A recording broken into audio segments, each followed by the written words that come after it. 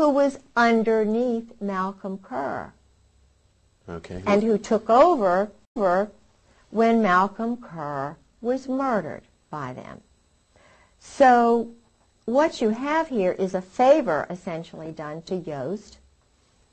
She was Yost. She's from Louisiana. She, Baton Rouge, okay. English major, written books on British literature, Phi Beta Kappa.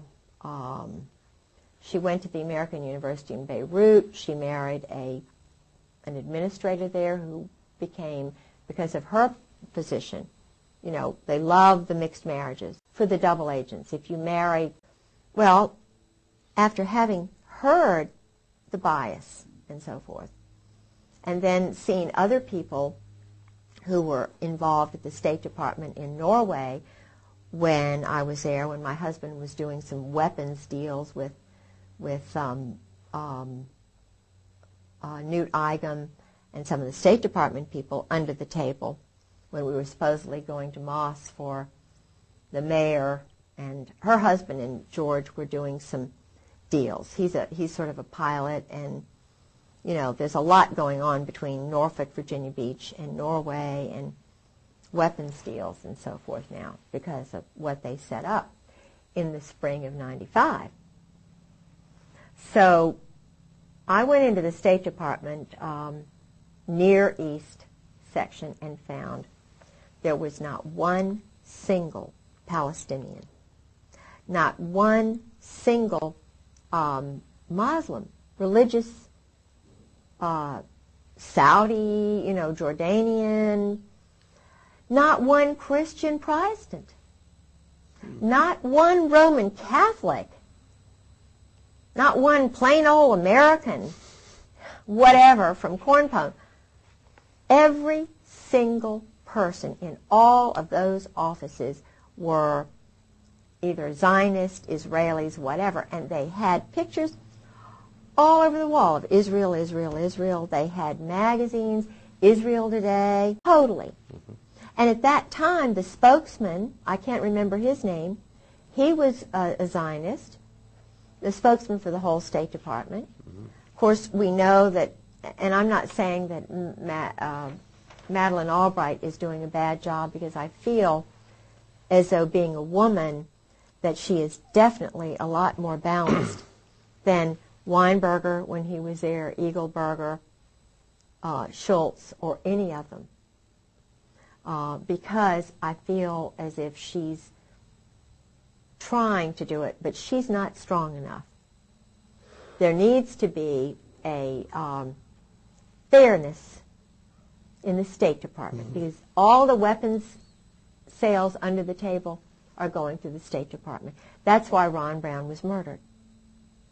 Ron Brown tried for the first time to take away the unfair State Department monopoly on illegal weapons and drug deals. Because the weapons, the drug money is paying for the weapons. The brand new weapons are sold by agents of Israel. Yeah, Ghorbanifar? Yeah, Ghorbanifar. And one of the, it was either him or my husband worked with him. My husband was the one who was chief of staff under Al Gray when North was moved from the Atlantic Command to the National Security Council. Ollie North. Ollie North. And when you work in the White House, you work under the Army. The Marines have no overlord as such.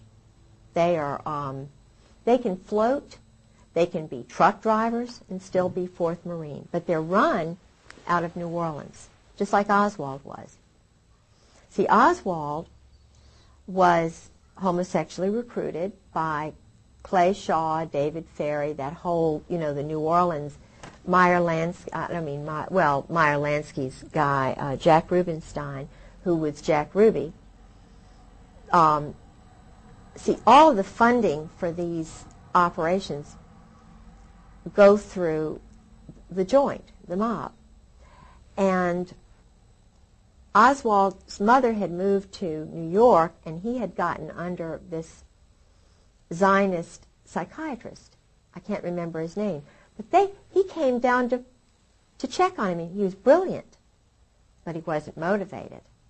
He wasn't told he was special. His dad died or whatever, you know. And his father was a, I believe, a German soldier. But the point is, Oswald was a loner, brilliant, and a perfect candidate.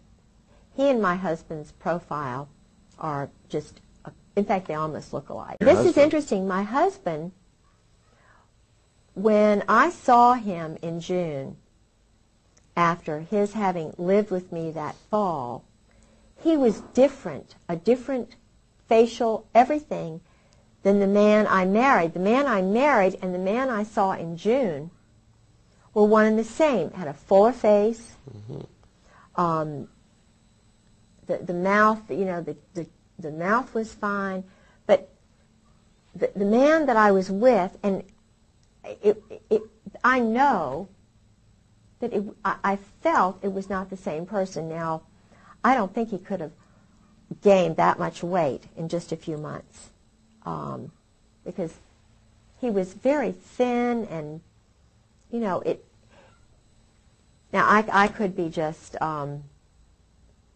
but women sense things. I don't know how to explain it. And I talked to a good friend of Marina Oswald's who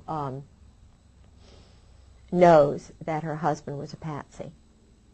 And I talked to another woman in El Paso who was in the book The Widows, whose husband was a German, or rather a Czechoslovakian, whose father and two brothers had come over here as mercenaries, like all of these young men are still doing today. And the father sent for the little boy and his sister, leaving the mother back in Czechoslovakia. Evidently she had had an affair or something, but she was banished. I think they do this on purpose, though, because I'm finding that the boys identify with their mothers. They don't bond so much with the fathers, and they are their mother's keeper in that country. Now, I've talked to an Indian who had this situation, a little boy from Haiti, and a young boy from Romania. Each and every scenario was the same. The mothers were back there. They were given 5 years to become an American citizen. As they were mercenaries, they had to do things that made one of them cry on the bus. And he told me what was done when they did a hit. There was one man who did things that were just horrible, and he said, I want to get out, but I can't.